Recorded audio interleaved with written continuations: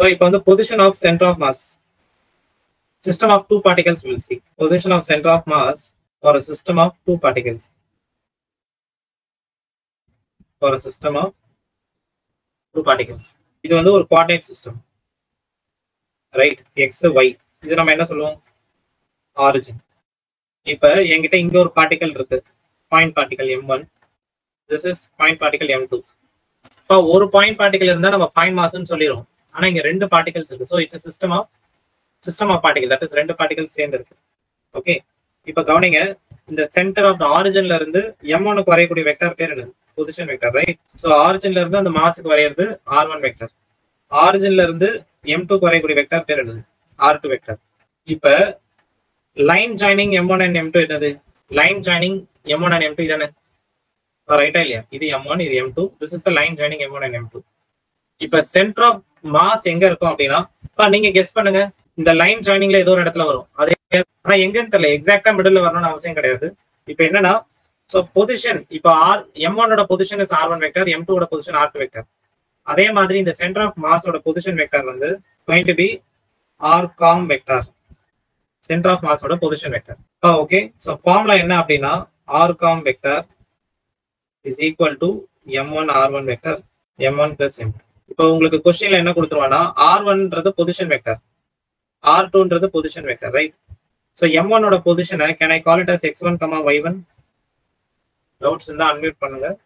So M2 mask என்னது? x2, y2 position vector. இதோட positions வந்து x1, y1 சொல்றோம், இது வந்து x2, y2. இப்ப x இந்த சென்டர் ஆஃப் மாஸ்க்கு ஒரு பொசிஷன் வெக்டர் இருக்கும்ல, கோஆர்டினேட்ஸ், அது என்ன சொல்லலாம்? x-com, y-com சொல்லலாமா சொல்லக்கூடாது? ஓகே வித் திஸ் டவுட்ஸ் இருக்கா?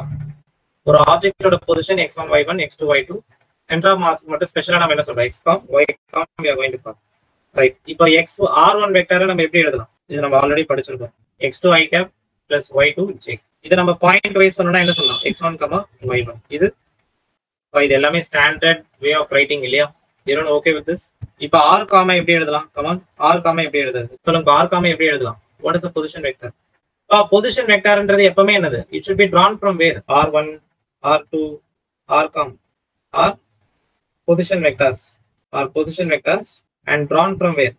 Drawn from origin, to the point. இது வரைக்கும் கிளியரா? கவனிங்க, r com வெக்டரை நம்ம எப்படி எழுதலாம்? x com i cap, y com j cap. And this is what? X comma. Yes sir, clear. Right. So இப்போ இது மாதிரி ஒரு எக்ஸ்பிரஷன் நமக்கு கிடைச்சிருக்கு. இப்போ கவனிங்க, இந்த R1 வெக்டர், R2 vector, r com vector எல்லாத்தையும் இதுல போய் சப்ஸ்டிட்யூட் பண்ணீங்கன்னா என்ன ஆகும்?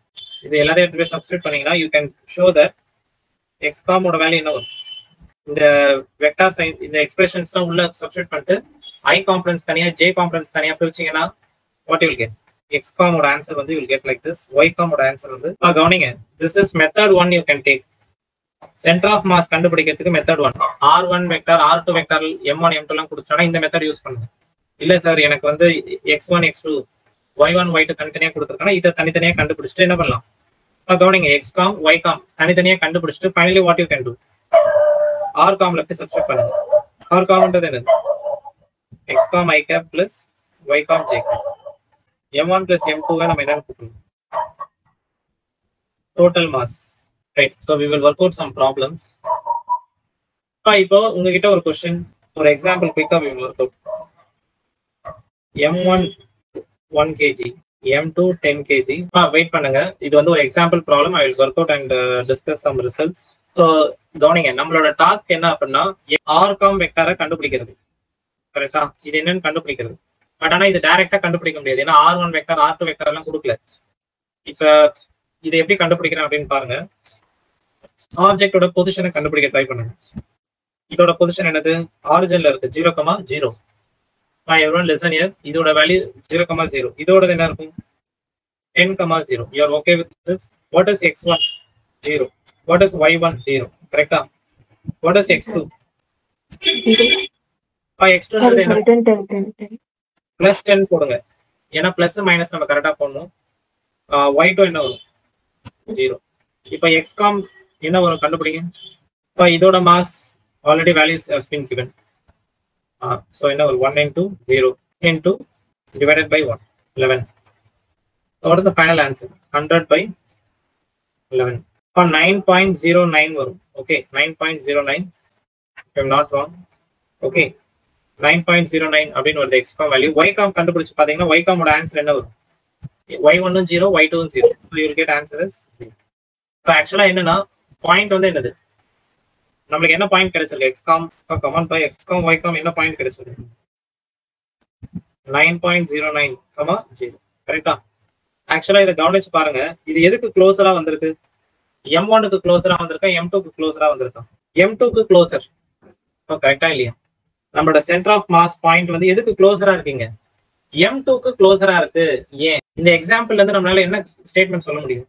Center of mass point will be closer, will be nearer. Center of mass point will be nearer to the mass is large. இது ரொம்ப ரொம்ப ட்ரூவான்னு கேட்டீங்கன்னா yes, this is always true. Let's see some example. இது வந்து ஒரு uniform rod. Uniform ராட்னா என்ன அர்த்தம்? இது வந்து ஒரு யூனிஃபார்ம் ராட்னா எந்த இடத்துல நீங்க மாஸ் எடுத்து செக் பண்ணீங்கனாலும் it will be constant. Uniform rod. Mass uniform mass distribute ஆயிருக்கு. எல்லா இடத்துலயும் சம டென்சிட்டி இருக்கு. So it is uniform rod. இந்த இடத்துல ஆப்ஜெக்டோட சென்டர் ஆஃப் மாஸ் எங்க வரும் அப்படின்னா கரெக்டா மிடில் வரும். Centre of mass at the centre of the rod. Centre of கிராவிட்டியும் சென்டர் ஆஃப் மாஸும் ஒரே இடத்துல வரும். Listen here. சென்டர் ஆஃப் மாஸும் சென்டர் ஆஃப் கிராவிட்டியும் ஒரே இடத்துல வரும்.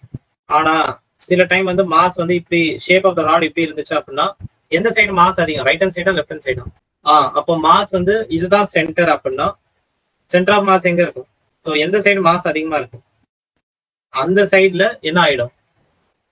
Centre of mass நகர்ந்துரும்.